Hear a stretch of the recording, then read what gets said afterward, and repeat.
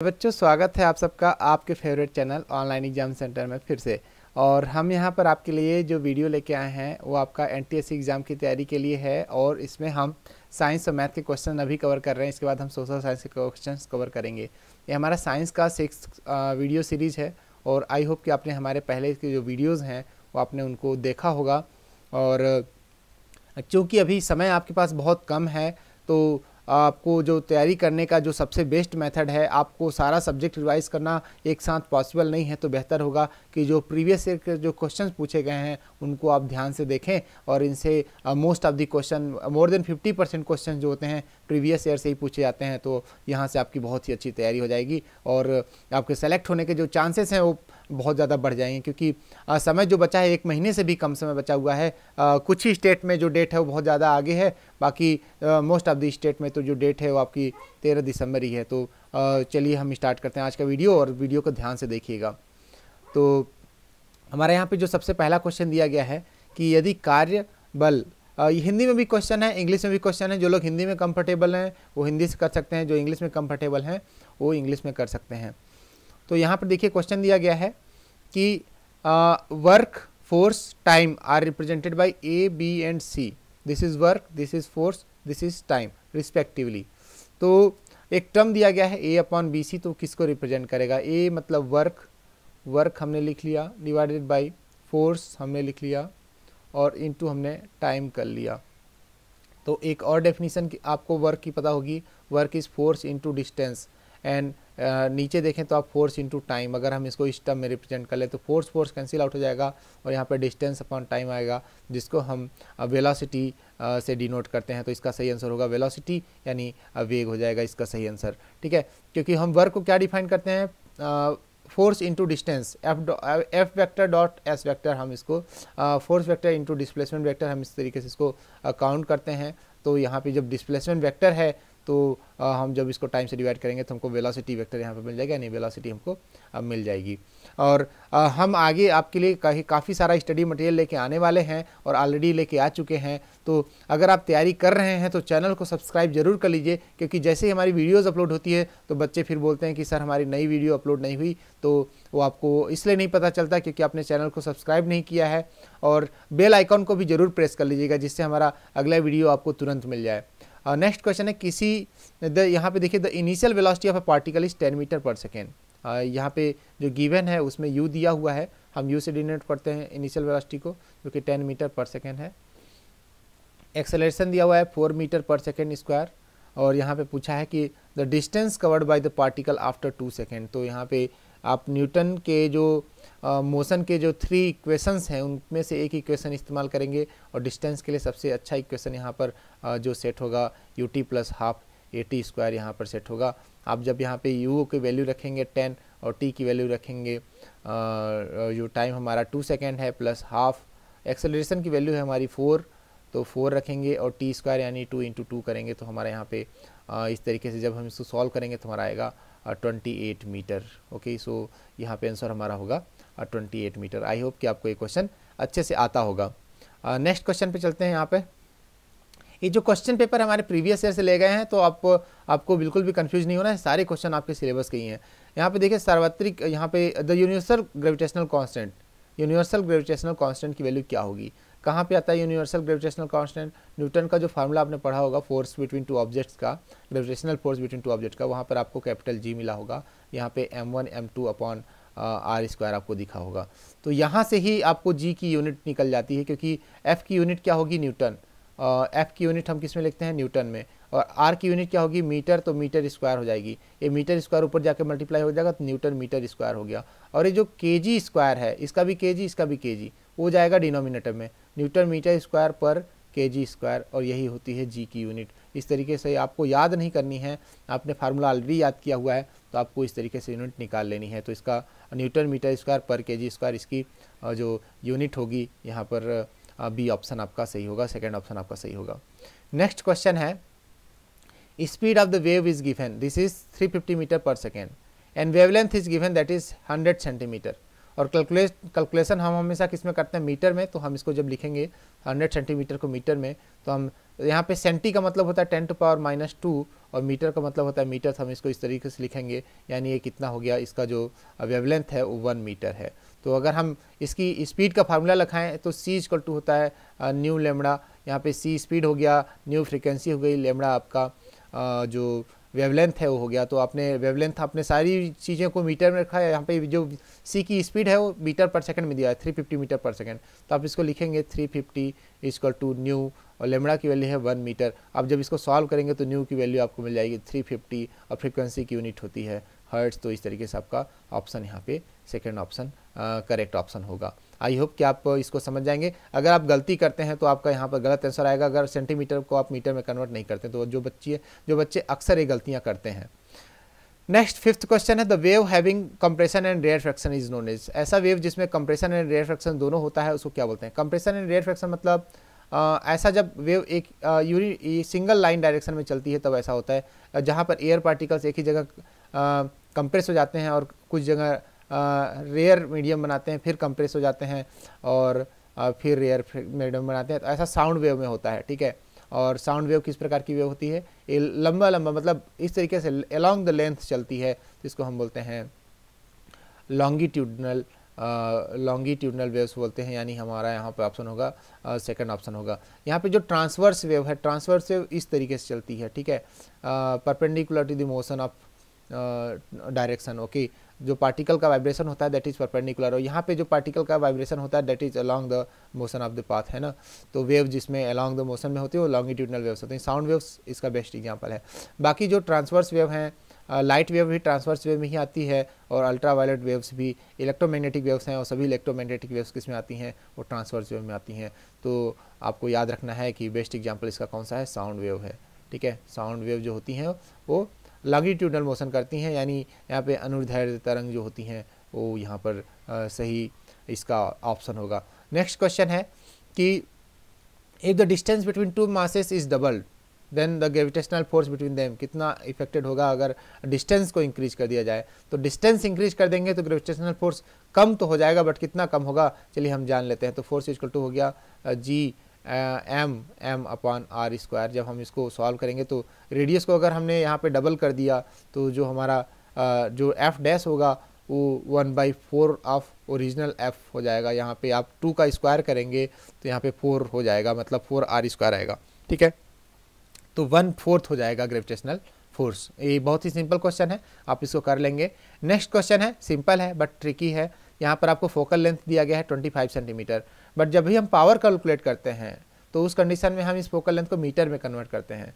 तो 25 सेंटीमीटर को जब मीटर में कन्वर्ट करेंगे तो c को क्या लिखेंगे? c की वैल्यू होती है 10⁻², तो हम इसको लिखेंगे 25 × 10⁻² मीटर, ठीक है। दिस इज इसको हम सिंप्लीफाइड कर लेते हैं, 0.25 मीटर हो जाएगा। और जब हम इसको पावर में कन्वर्ट करेंगे तो जो डायमीटर होता है power 1/4 focal length in metre होता है, इन मीटर के केस में होता है। तो यहाँ पे हमने ले लिया, तो जब पावर निकालेंगे यहाँ पे तो हो जाएगा 1/0.25 और इसकी वैल्यू आती है, पावर के लिए यहाँ पे आएगी 4, तो यहाँ पे +4 हमारा सही आंसर होगा। और इस तरीके से आई होप कि आप भी फाइंड आउट कर लेंगे। अगर आप सिर्फ 25 सेंटीमीटर 1/25 सेंटीमीटर रखते तो आपका आंसर तो यहाँ पे 0.4 आ जाता, बट 0.04 आ जाता, मतलब बट उस कंडीशन में होता क्या कि आपका आंसर गलत होता, ठीक है। तो आपको थोड़ा सा ध्यान रखना है कि जो फोकल लेंथ है वो किस में होना चाहिए? मीटर में। बाकी चीज़ें तो आपको याद रहेंगी, बट अब आपको बस यही चीज़ याद नहीं रहेगी, तो आपको इस चीज़ को देखना है और ध्यान में रखना है। नेक्स्ट क्वेश्चन है यहाँ पे कि इस तरीके के कुछ फिगर दिया गया है आपको, चलिए देख लेते हैं। In the given figure given ray diagram correct relation for Snell's law is, Snell's law के लिए करेक्ट रिलेशन कौन सा होगा? तो देखिए यहाँ पर डायग्राम को अगर बहुत ध्यान से देखेंगे तो थोड़ा सा कंफ्यूज करने के लिए यहाँ पे दिया गया है। हम जो साइन आई कैलकुलेट करते थे वो आई ए वाला होता था, और जो आर कैलकुलेट करते थे वो ये होता था, क्योंकि एंगल मेजर्ड विथ नॉर्मल होता है, नॉर्मल के साथ जो एंगल मेजर किया गया, यानी इस एंगल और इस एंगल की बात की जाती है, ठीक है। बट यहाँ पे तो यहाँ से एंगल लिया गया है, तो एक्चुअली ये वाला आई एंगल होगा कितना? यहाँ पे आई एंगल जो होगा वो होगा 90 माइनस अल्फ़ा और 90 माइनस ए, और यहाँ पे आर जो होगा वो होगा 90 माइनस बी, ठीक है, सॉरी 90 माइनस बी, इस तरीके से 90 माइनस ए और 90 माइनस बी, आई और आर दोनों की वैल्यू होगी। क्लियर है? तो साइन आई और साइन आर दोनों, तो हम इसी को इसी तरीके से लिखेंगे, बट यहाँ पे हम ए और बी नहीं लिखेंगे क्योंकि आपको रटा हुआ है, बट वहाँ पे हमको देखना भी है कि कौन सा एंगल सेलेक्ट किया गया है। तो यहाँ पे साइन 90 माइनस अल्फ़ा ऊपर हो जाएगा, साइन जो 90 माइनस बीटा है वो नीचे हो जाएगा, और ए जो होता है a refractive index for a medium with respect to another medium is always a constant, this is μ2 and this will be a constant value. So option यहाँ पे हमारा होगा थर्ड ऑप्शन, सही ऑप्शन होगा। नेक्स्ट क्वेश्चन है कि which term does not represent the electric power, इसमें से इलेक्ट्रिक पावर को कौन डिनोट नहीं करता, which of the following term.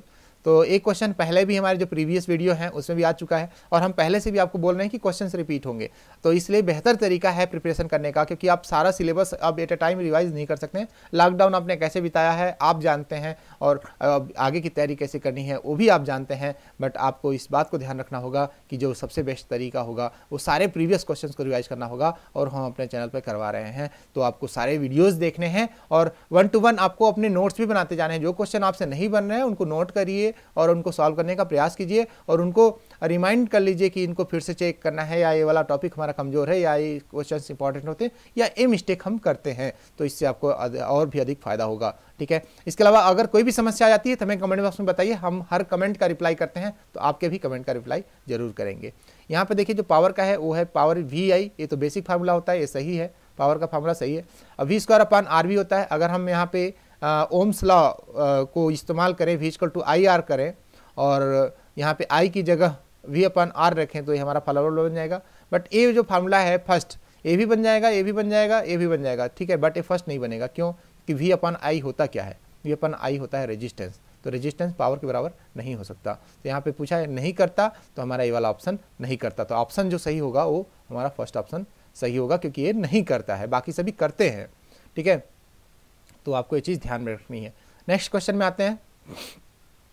यहाँ पर एक सर्किट दी गई है, बहुत ही आसान सर्किट है। आपको यहाँ पर दिख रहा होगा कि ये जो 3 ओम के जो 3 रजिस्टर्स हैं, 3 रजिस्टर्स हैं, they are in parallel combination, और अगर सेम वैल्यू का n रजिस्टर पैरेलल में लगा हुआ हो तो उसका इक्विवेलेंट होता है R अपॉन n। अगर R वैल्यू के n रजिस्टर पैरेलल में लगे हुए हों तो उसका इक्विवेलेंट कितना होता है R अपॉन n। यहाँ पे 3 ओम का 3 रजिस्टर पैरेलल में लगा हुआ है तो इसका इक्विवेलेंट कितना होगा 3 अपॉन 3 यानी इक्वल टू 1 ओम। अगर हम इसको इस पूरे बॉक्स को रिप्लेस कर दें 1 ओम से तो भी कोई दिक्कत नहीं होगी, काम वही होगा। तो अब जब यहाँ पे 1 ओम आ जाएगा तो देखिए ए वाला और ए वाला तीनों सीरीज में हो जाएंगे, तो 1 + 1 + 1 यहाँ पे हमारा कितना हो जाएगा, this will become equal to 3, यानी टोटल इक्विवेलेंट रेजिस्टेंस इस पूरे सर्किट का कितना होगा 3 ओम और 3 ओम, और वोल्टेज सप्लाई कितनी है 6 वोल्ट। तो total current in the circuit जो आई है वो कितनी होगी 6 वोल्ट डिवाइडेड बाय 3 ओम, और हमें 2 एम्पियर की करंट यहाँ पर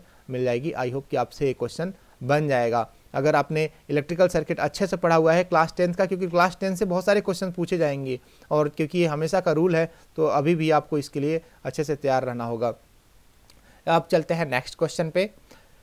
यहाँ पे हमारा बहुत ही प्यारा क्वेश्चन है कि यूनिट ऑफ मैग्नेटिक फ्लक्स की यूनिट क्या है। What is magnetic flux? Magnetic flux is just number of magnetic field lines. Okay, number of magnetic field lines are called magnetic flux, और इसको हम काउंट करते हैं वेबर में। ठीक है, वेबर क्या होता है, number of magnetic field lines होती हैं, और इनको हम टुगेदर क्या बोलते हैं, मैग्नेटिक फ्लक्स बोलते हैं। ठीक है, और इसी को हम काउंट करते हैं वेबर में। और आपने पढ़ा होगा एक अंश मैग्नेटिक चैप्टर में, मैग्नेटिज्म आपने पढ़ा होगा, इलेक्ट्रोमैग्नेटिक चैप्टर, और उसमें आपको ये चीज़ पढ़ा होगा, मैग्नेटिक फील्ड लाइन की प्रॉपर्टीज़ पढ़ी होगी और सारी चीज़ें पढ़ी होंगी, वहाँ पर आपने इसको अच्छे से देखा होगा। नेक्स्ट क्वेश्चन है, spring constant of a spring is this much and work done to stretch is this much from the mean position, यानी पूछ रहा है कि वर्क डन कितना है, कितना करना पड़ेगा अगर हम उसको मीन पोजीशन से इतना स्ट्रेच करते हैं, यानी ये डिस्प्लेसमेंट यानी एक्स की वैल्यू दी हुई है और ये स्प्रिंग कांस्टेंट की वैल्यू है। तो एनर्जी एक्चुअली जितनी एनर्जी हम यहाँ पे कंज्यूम करेंगे वही होगा, यानी ½ kx²।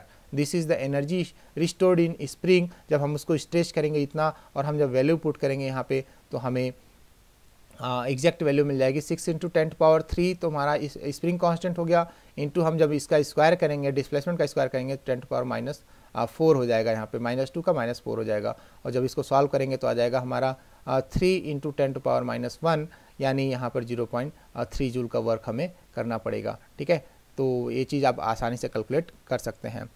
क्लियर। अब चलते हैं नेक्स्ट क्वेश्चन में। एक क्वेश्चन भी क्लास 9 से है, बहुत ही सिंपल क्वेश्चन है। यहाँ पर क्वेश्चन आपको इस तरीके से कुछ दिया हुआ है कि यहाँ पर ये जो 2 ऑब्जेक्ट्स हैं, ये आपको ऑब्जेक्ट्स दिख रहे हैं यहाँ पे, and they are mounted at height h and 3/4 h, okay, and they are having mass m and 2m together.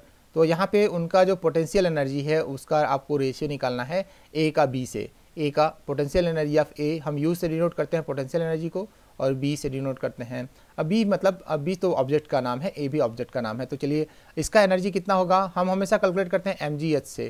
तो इसका तो m g इस पर एक्सेलरेशन ड्यू टू ग्रेविटी और h हाइट है ही, और इसका जब कैलकुलेट करेंगे तो इतना आएगा 2m इंटू g की वैल्यू g ही रहेगी और h की वैल्यू हो जाएगी 3/4h हो जाएगी। तो जब हम इसको सॉल्व करेंगे तो this will become equal to 6/4 mgh। Okay, अब जब हम रेशियो निकालेंगे इसका a का UA का निकालेंगे UB के साथ, तो हमें क्या मिलेगा, तब हमें मिलेगा UA/UB and this will equal to mgh divided by 6/4 mgh। और जब इसको सॉल्व करेंगे तो हो जाएगा 4/6, और इसको जब सॉल्व करेंगे सिंप्लीफाइड करेंगे तो 2/3 हमारा ये सही आंसर होगा। तो आपको मेन जो मिस्टेक करते हैं बच्चे वो इसी simple mathematical terms, mathematical operation जो होते हैं उसमें गलत कर देते हैं। तो आपको ध्यान रखना है, क्योंकि अगर यहाँ पे 2/3 ऑप्शन है तो 3/2 भी ऑप्शन है, तो आपका आंसर आने के बाद भी कभी कभार कन्फ्यूजन में आप गलत मार्क करके आगे बढ़ जाते हैं, जिसका आपको नुकसान हो जाता है। अब आते हैं कुछ केमिस्ट्री के क्वेश्चंस पे। यहाँ पे दिया हुआ है example of an element among the following. यहाँ पर कुछ एलिमेंट्स दिए गए हैं, और मतलब एलिमेंट्स नहीं दिए गए हैं, यहाँ पर आपको कुछ नेम्स दिए गए हैं, इसमें से आपको एलिमेंट फाइंड करना है। एलिमेंट क्या होते हैं, प्योरेस्ट फॉर्म ऑफ सब्सटेंस होते हैं, उसमें कोई मिक्सिंग नहीं होती है। तो वाटर आपको पता है कि वाटर का फार्मूला H2O होता है, इसमें हाइड्रोजन और ऑक्सीजन दोनों होते हैं। साल्ट में अगर हम साल्ट की बात करें, कॉमन साल्ट की बात करें तो NaCl होता है, इसमें भी 2 एलिमेंट्स मिक्सअप हुए हैं। और अमोनिया की बात करें तो इसका फार्मूला होता है NH3, इसमें भी आपको 2 एलिमेंट मिल जाएंगे। बट आयरन की बात करें तो this is single and purest element, तो इसका सही आंसर होगा आयरन। ठीक है, नेक्स्ट क्वेश्चन है atomicity of ozone in ozone molecule. तो एटॉमिसिटी क्या होता है, कितने नंबर ऑफ मॉलिक्यूल के साथ अटैच्ड है। तो ऑक्सीजन का जो एटॉमिसिटी है, ओजोन का फार्मूला होता है O3। तो यहाँ पर जो सिंगल ऑक्सीजन होता है वो कुछ इस तरीके से जुड़ा हुआ होता है। तो यहाँ पर क्या होता है कि ओजोन 3 मॉलिक्यूल्स के साथ होता है। तो एटॉमिसिटी यहाँ पर हम क्या बोलेंगे इसकी, ओजोन की मतलब ओजोन में ऑक्सीजन की जो एटॉमिसिटी होगी वो यहाँ पर 3 होगी। आपको इसको ध्यान रखना चाहिए। नेक्स्ट क्वेश्चन है कि 0.36 ग्राम जल में मोल की संख्या कितनी है, how many moles are there in 0.36 gram of water. तो वाटर का जो फार्मूला होता है वो होता है क्या है, H2O होता है। और इसका जब हम मोलर मास निकालेंगे तो 1 मोल का जो मास होता है वो कितना होता है। तो हाइड्रोजन का जो मास होता है 1, तो 2 हाइड्रोजन है तो 2 × 1, प्लस ऑक्सीजन का मास होता है 16, तो टोटल मास जो निकल के आता है वो 18 ग्राम। 18 ग्राम 1 मोल का मास होता है, 1 मोल का जो मास होता है वो 18 ग्राम होता है। ठीक है, तो यहाँ पे पूछ रहा है कि 0.36 ग्राम ऑफ वाटर में कितने होंगे। ठीक है, तो हम क्या कैलकुलेट करेंगे, यहाँ पे हम डिवाइड करेंगे 0.36 ग्राम को given mass upon molar mass. जब हम डिवाइड करते हैं तो हमें नंबर ऑफ मोल्स मिल जाते हैं, उस अमाउंट पे कितने मोल्स हैं वो हमें मिल जाता है। जब हम इसको सॉल्व करेंगे तो हमारा यहाँ पर 0.02 आएगा, और इसको सॉल्व करके आप देख लीजिए तो इसका जो सही आंसर होगा वो हमारा यहाँ पर 4th ऑप्शन इसका सही आंसर होगा। क्लियरली यहाँ पर मिस्टेक होने का चांस है, जब जल्दीबाजी में आप करते हैं तो आप 0.02 को भी सेलेक्ट कर सकते थे, बट आपका जो सही आंसर होगा 0.2 सेलेक्ट कर सकते हैं, 0.02 इसका सही आंसर होगा। ठीक है, नेक्स्ट क्वेश्चन है कि radio active isotope used in treatment of cancer disease. Cancer के उपचार में कौन से आइसोटोप का इस्तेमाल करते हैं। तो बहुत ही कई बार पूछा जाने वाला क्वेश्चन है, आपको इसको नोट करके रखना है, आपसे भी पूछा जा सकता है। और किसी जो भी मैं यहाँ पे डिस्कस कर रहा हूँ, किसी न किसी स्टेट में सारे क्वेश्चन पूछे जाएंगे, और इसकी पूरी गारंटी, क्योंकि क्वेश्चंस वही रिपीट होते हैं मोस्टली, तो आपको ध्यान में रखना है। तो यहाँ पर जिसका सही आंसर है कोबाल्ट 60, यानी कोबाल्ट 60 का इस्तेमाल हम करते हैं कैंसर रोग के ट्रीटमेंट में। ठीक है, नेक्स्ट क्वेश्चन है यहाँ पे कि the number of coordinate covalent bonds in the structure of nitric acid. Coordinates bonds जो होते हैं वो कैसे होते हैं, वो तो ना तो प्योरली आयनिक होते हैं ना तो प्योरली कोवेलेंट होते हैं। उनका सिस्टम ऐसा होता है कि इलेक्ट्रॉन्स ट्रांसफर होते हैं one element to another element, उसको सेटिस्फाई करने के लिए। तो यहाँ पर अगर हम नाइट्रिक एसिड की बात करें, नाइट्रिक एसिड का फार्मूला होता है HNO3, और इसका अगर हम सिंबल देखें तो कुछ इस तरीके से ऑक्सीजन यहाँ पे जुड़ा हुआ होता है और दूसरा एक ऑक्सीजन यहाँ पर इस तरीके से जुड़ा हुआ होता है। तो यहाँ पे एक इलेक्ट्रॉन ने इसके साथ शेयरिंग कर ली और 2 इलेक्ट्रॉन ने इसके साथ शेयरिंग कर ली। अब इसका बचता है जो लूप बचता है, इसको ये क्या करता है, इन दोनों इलेक्ट्रॉन को शेयर कर देता है एक दूसरे इलेक्ट्रॉन को, तो ये हो जाता है पॉजिटिव और ये हो जाता है निगेटिव, इस तरीके से। ठीक है, तो इसमें देखें कोऑर्डिनेट बॉन्ड पूछा गया है, तो नंबर ऑफ कोऑर्डिनेट बॉन्ड सिर्फ एक है, एक ही जगह पर बना हुआ है। इसका सही आंसर होगा यहाँ पे 1। नेक्स्ट क्वेश्चन पे हम आते हैं कि टीन द्वारा प्रदर्शित जो यहाँ पर जो the pair of valencies exhibited by tin, tin जो होता है वो कार्बन के ग्रुप से जनरली बिलोंग करता है। आपने पढ़ा होगा, तो यहाँ पर जो टीन वैलेंसी शो करता है 4 तो शो ही करता है, बट यहाँ पे +2 की वैलेंसी शो करने की क्षमता रखता है। तो आपको ध्यान रखना है कि जो इसका सही आंसर होगा वो 2,4 होगा, टीन। ठीक है, तो आपको बाकी सभी यहाँ पर तो चलिए टीन से पूछा गया, बाकी आपके जो सिंपल्स हैं जो बाकी जो एटम्स हैं उनकी भी जो वैलेंसीज है वो आपको अच्छे से आनी चाहिए। वैलेंसी कैसे डिसाइड होती है? वैलेंसी डिसाइड होती है आउटर मोस्ट वैलेंस इलेक्ट्रॉन से। जैसे सोडियम के बाहर में आउटर मोस्ट सेल में कितने होते हैं?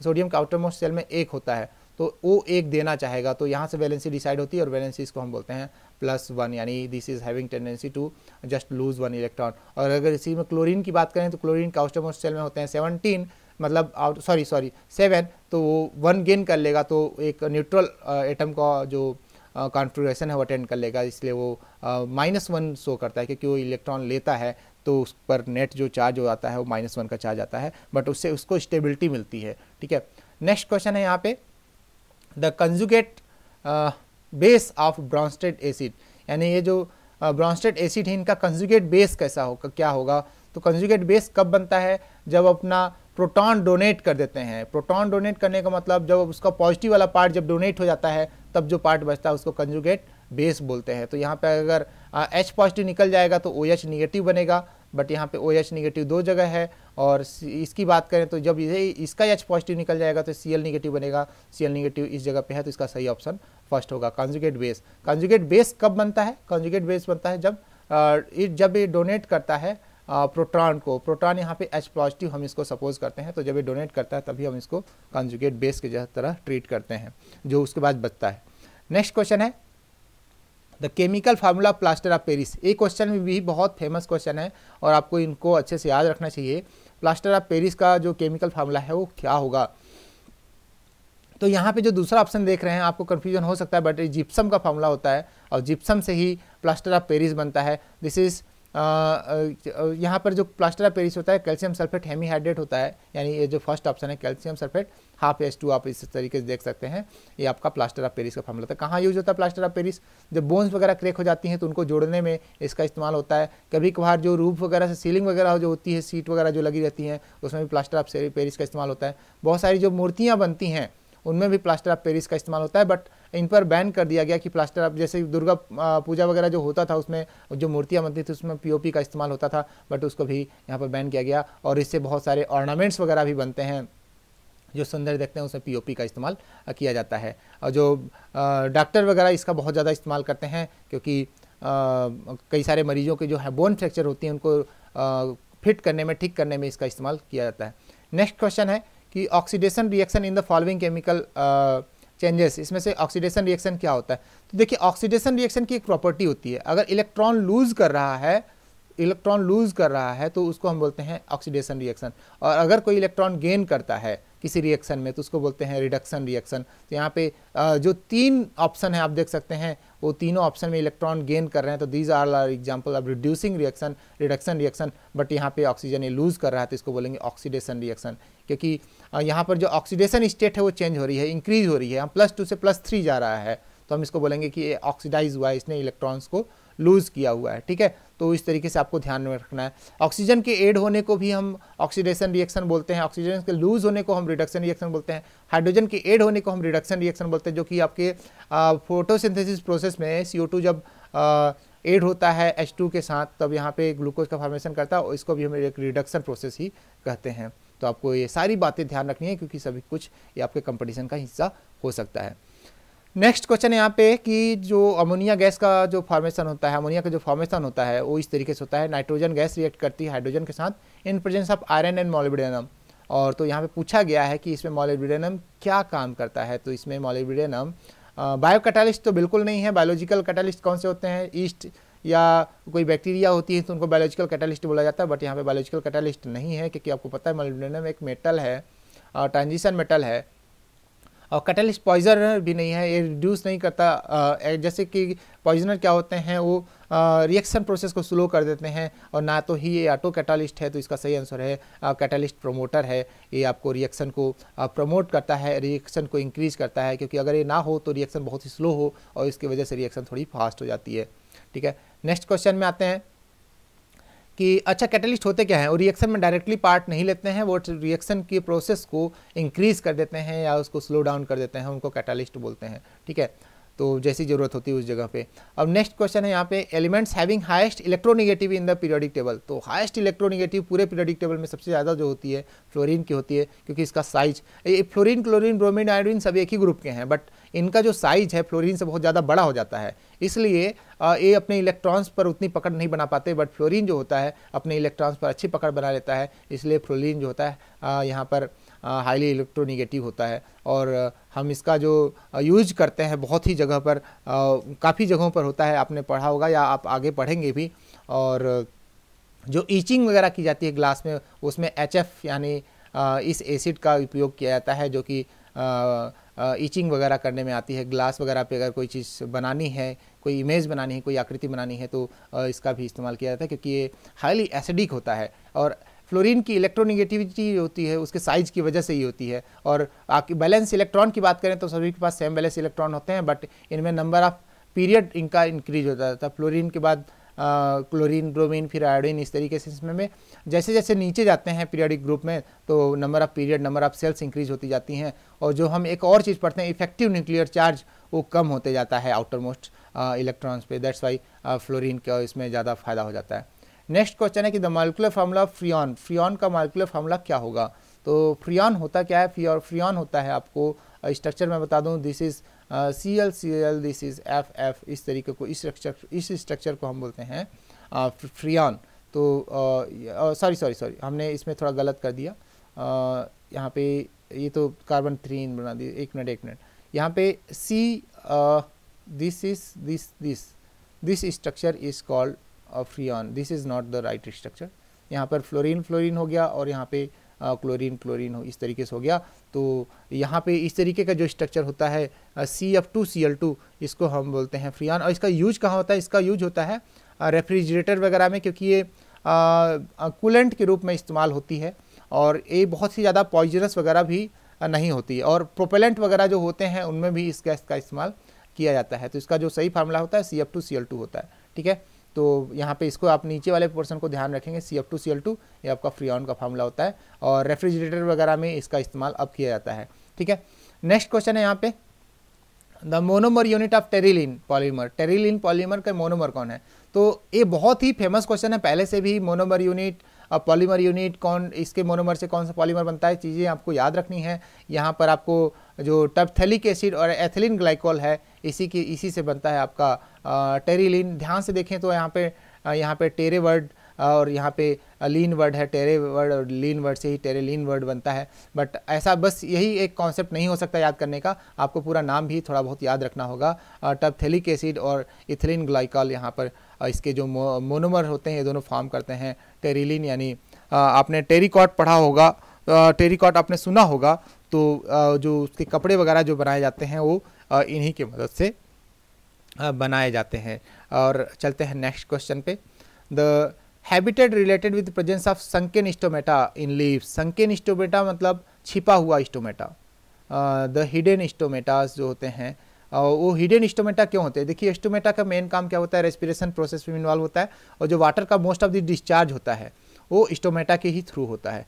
अगर स्टोमेटा को हिडन कर दिया जाए, हिडन अगर क्यों किया जाता है, क्योंकि वहाँ पर वाटर के लॉस को उसमें रोकना होता है। तो वाटर के लॉस को अगर रोकना है तो स्टोमेटा को हिडन करके रखते हैं। तो कई सारी पत्तियाँ होती हैं जिसमें स्टोमेटा हिडन होता है, और मोस्टली वो आपने देखा भी होगा पत्तियों के स्टोमेटा नीचे ही पाया जाता है, यानी नीचे वाले पोर्शन में स्टोमेटा की मात्रा ज़्यादा होती है। बट यहाँ पे और भी ज़्यादा इसको हिडन कर देना, यानी उसको छिपे हुए भाग में रखना जिससे वाटर का लॉस कम हो, तो उसमें कौन से पोर्शन में होता है? तो हाइड्रोफैटिक प्लांट में ऐसा नहीं होता, मीजोफैटिक में नहीं होता और क्रायोफैटिक में नहीं होता, और ये होता है जीरोफैटिक प्लांट्स में, जहाँ पर वाटर डिस्चार्ज को रेगुलेट करने के लिए जो स्टोमेटा होता है वो हिडन होता है। तो आपको ये चीज़ याद रखना है कि the habitat related with the presence of sunken stomata, यानी छिपा हुआ स्टोमेटा वो यहाँ पे है, वो जीरोफैटिक प्लांट्स में पाया जाता है। नेक्स्ट क्वेश्चन है माइक्रोन्यूट्रिएंट एलिमेंट कौन से हैं इसमें? माइक्रोन्यूट्रिएंट्स, तो नाइट्रोजन तो प्लांट्स के लिए मेन भोजन ही होता है, और इसकी अगर बात करें तो ये बहुत ज़्यादा रिक्वायरमेंट होता ही है इसकी। मैग्नीशियम और पोटेशियम भी इसके मैक्रोन्यूट्रिएंट्स में आते हैं, उनको बहुत ज़्यादा मात्रा में मैग्नीशियम और पोटेशियम की आवश्यकता होती है। बट जो जिंक है वो माइक्रोन्यूट्रिएंट्स है, यानी इसकी आवश्यकता बहुत ही कम मात्रा में जो प्लांट्स को होती है, तो यहाँ पर जिंक आपको सही आंसर होगा। और ये बहुत ही फेमस क्वेश्चन है, आपके क्लास 6 में भी आपके था और क्लास 7 में भी था, और बाकी हायर क्लासेस में भी आपको पढ़ने को मिला, तो ये क्वेश्चन आपके लिए इंपॉर्टेंट हो जाता है। जनरली आप इसको ध्यान नहीं देते हैं तो इसमें मिस्टेक होने की चांसेस बहुत बढ़ जाते हैं। तो फिर से हम एक थोड़ा सा छोटा ब्रेक ले लेते हैं और इसमें बताते हैं आपको कि आपको ये वीडियोस बहुत ही इंपॉर्टेंट हैं। अगेन, अगर आपने अभी तक सब्सक्राइब नहीं किया है तो सब्सक्राइब कर लीजिए, और वीडियोस को आपको जस्ट वॉच करना है, और इसी मात्र से आपके जो मार्क्स होते हैं इनॉर्मसली बहुत ही ज़्यादा इंक्रीज़ होंगे। और आपको नहीं पता कि इसमें कंपटीशन कितना ज़्यादा होता है, सीट्स बहुत कम होती हैं और आपको उसमें फाइट करना होता है, और बिल्कुल कर सकते हैं। जो लोग लापरवाही करते हैं उनके मार्क्स इंक्रीज नहीं होते हैं। और यहाँ पर जो हम प्रिपरेशन करवा रहे हैं, आप बस वीडियोस वॉच करते जाइए, उनको लर्न करते जाइए, नोट्स बनाते जाइए, आपका सिलेक्शन पक्का होगा। तो चलिए चलते हैं आगे की तरफ वीडियो में। नेक्स्ट है यहाँ पे the coralloid roots is found in. Coralloid roots कहाँ पे फॉर्म होते हैं? तो कोरेलॉइड रूट्स जो होते हैं वो साइकस में फॉर्म होते हैं। अब कोरेलॉइड रूट्स होते क्या हैं? कोरेलॉइड रूट्स होते हैं प्लांट्स, ऐसे प्लांट्स जिनके जो रूट्स जो होती हैं वो ज़मीन से बाहर आ जाती हैं और पूरी तरीके से फैल जाती हैं। तो बहुत सारे प्लांट्स कुछ इस तरीके से होते हैं, और इसमें फिर यहाँ से इस तरीके से पौधे निकलते हैं।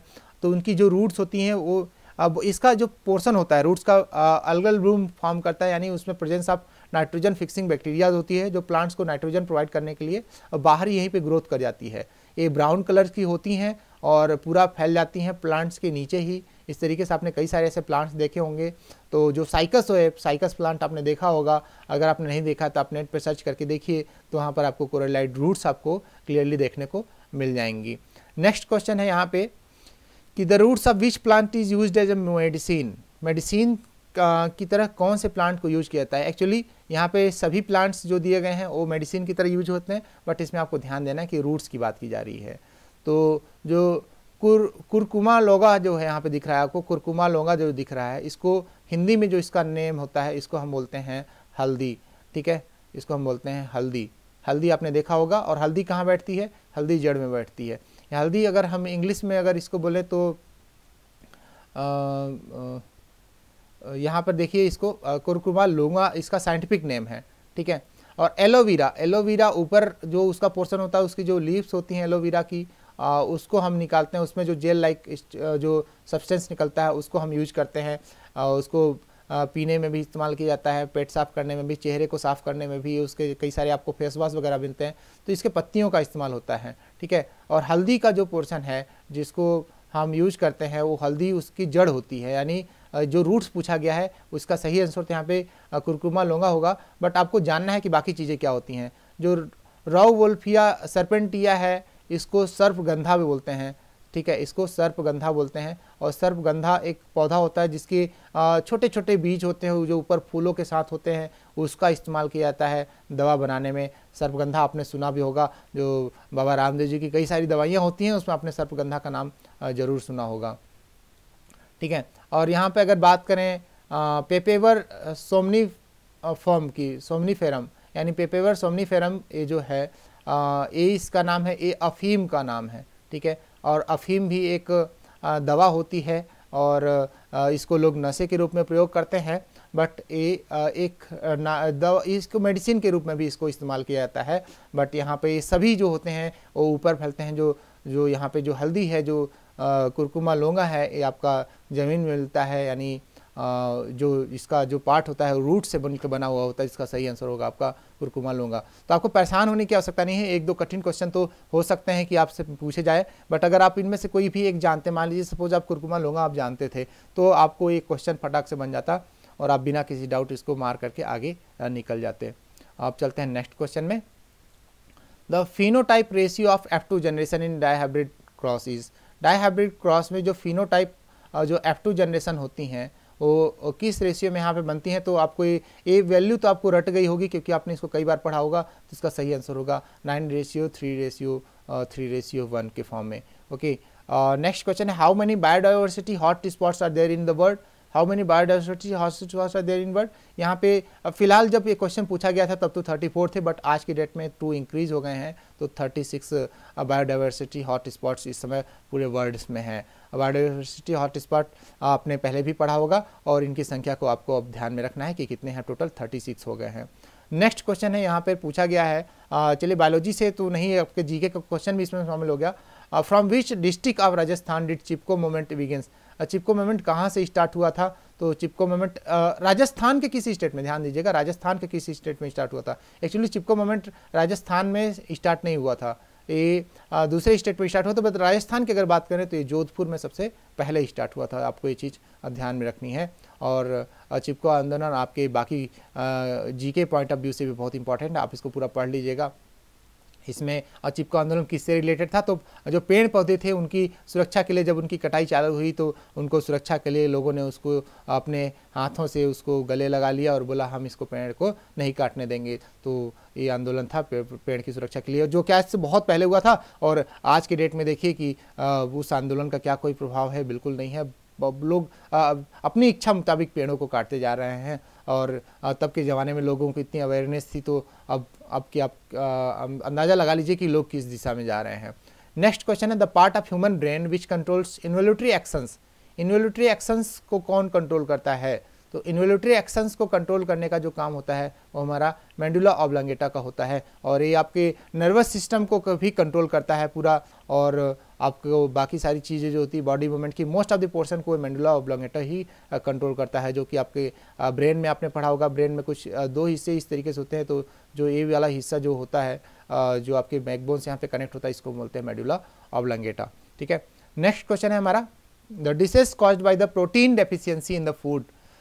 ओके, अगर अभी तक आपने चैनल को लाइक नहीं किया है तो प्लीज़ अपने टीचर्स के रिस्पेक्ट के लिए ही आप लाइक बटन जरूर प्रेस कर दें। इससे आपके टीचर को भी मोटिवेशन मिलता है और आपके लिए और भी अच्छे वीडियोस बना के लाते हैं। और एक अपना थोड़ा सा डेडिकेशन तो हो ही सकता है। अब वीडियो को लाइक ज़रूर कर दें और अपना एक प्यारा सा कमेंट हमें ज़रूर बताएं। अगर आपको कोई समस्या आती है तो भी हमें बताएं, जिससे हम आपको और भी इम्प्रूवमेंट करके लाके अगले वीडियोज़ में दे सकें। और अगर आपको वीडियोज़ की कुछ खास बातें पसंद आती हैं तो भी हमें कमेंट्स में बताएँ, जिससे हम आगे भी मेंटेन कर सकें।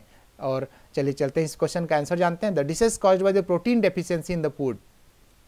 प्रोटीन की डेफिशिएंसी की वजह से कौन सा जो डिसेज होता है तो यहाँ पे क्वाशियोरकर जो रोग होता है वो डिसेज की वजह से होता है। यहाँ पे जो बॉडीज़ होती हैं बहुत ही कमज़ोर हो जाती हैं, उनकी सेल ग्रोथ नहीं होती है। आपको पता है कि प्रोटीन जो होता है वो बॉडी में क्या करता है, सेल ग्रोथ के लिए रिस्पॉन्सिबल होता है। किसी भी बॉडी पार्ट में सेल ग्रोथ के लिए रिस्पॉन्सिबल, इवन डीएनए भी जो होता है वो प्रोटीन कंटेंट करता है। और प्रोटीन की बात करें तो प्रोटीन 40 प्रकार की होती हैं जो हमारे बॉडी की आवश्यकता होती हैं, और इसमें से 20 हमारे बॉडी में ही बनती हैं और जो 20 होती हैं वो हमें बाहर से लेनी होती हैं। तो अगर प्रोटीन की कमी हमें अगर हो गई तो हमें क्वाशियोरकर या और ये जो होता है रोग, एक किस में ज़्यादा होने की संभावना होती है, ये बच्चों में सबसे ज़्यादा, ये चाइल्ड्स को सबसे ज़्यादा इफेक्ट करता है, तो बच्चों में होने की संभावना इसकी बहुत ज़्यादा होती है। ठीक है, नेक्स्ट क्वेश्चन है हमारा, the part of large intestine. Large intestine के कौन कौन से पार्ट होते हैं। तो देखिए यहाँ पे ड्यूडेनम दिया हुआ है, तो ड्यूडेनम तो आपका स्मॉल इंटेस्टाइन का जो फर्स्ट पोर्शन होता है वो ड्यूडेनम होता है। तो ये वाला ऑप्शन तो गायब हो गया, ड्यूडेनम यहाँ भी गायब हो गया। हालांकि इलियम भी स्मॉल इंटेस्टाइन का ही पार्ट होता है, तो इसको 2 ऑप्शन हो गए। और ड्यूडेनम, ड्यूजेनम, इलियम, ये तो तीनों ही स्मॉल इंटेस्टाइन के ही पार्ट हैं। 3 पार्ट्स होते हैं, तीनों इसमें शामिल हो गए।